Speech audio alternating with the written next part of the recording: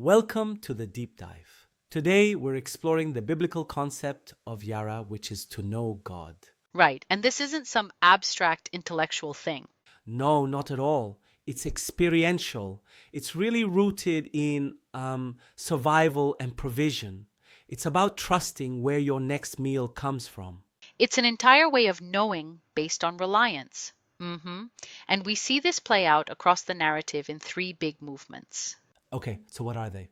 First, there's the judgment on false reliance. That's the plagues in Egypt. Then you have the restoration of power in Jesus' miracles. And the final test.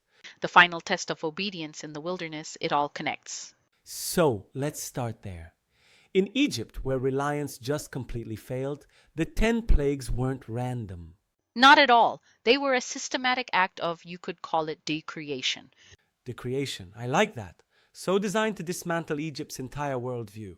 Precisely. Take the very first plague, water into blood. The Nile, their lifeline. Yeah, exactly. They worshipped it as a god, Happy or Osiris. It was their source of life, and Yahweh turns it into a source of death and impurity.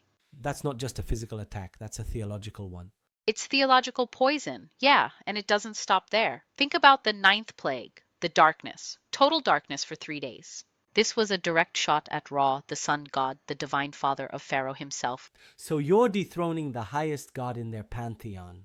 You're showing that reliance on Ra is reliance on a shadow. The true creator just turns out the lights. The whole system collapses.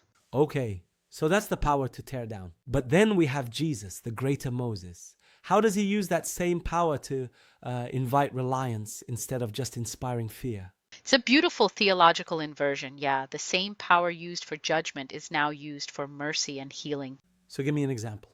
Well, let's stick with water, the first plague in Egypt. Watered and blood death. Right? Jesus. First sign at the wedding in Cana, he turns water into wine. It symbolizes life, joy, abundance. Wait a minute. So you're saying his first miracle wasn't just a random party trick. It was a deliberate reversal of the first plague. It seems to be a direct response. He's not just reversing the outcome, he's redeeming the very matter itself. What do you mean? Okay, think about the third plague, gnats from the dust, right? The very earth gab becomes a curse. But Jesus, he heals the man born blind using mud.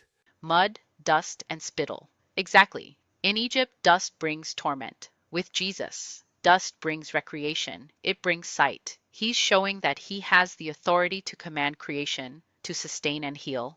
And yet the people who saw all this firsthand, they still struggled with trust. I mean, that's the tragedy of Israel in the wilderness.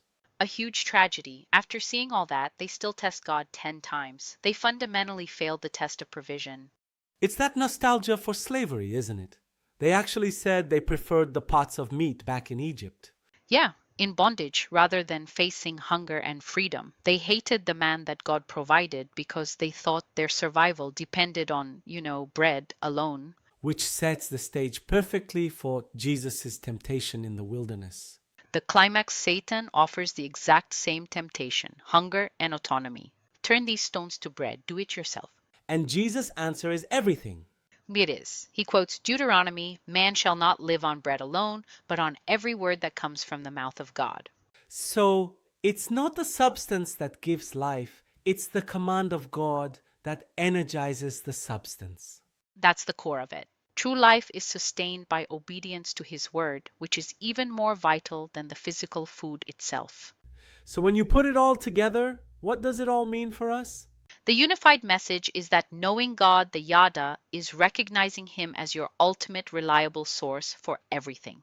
True reliance on his word is the only sane way to live. And Jesus proves he's worthy of that reliance.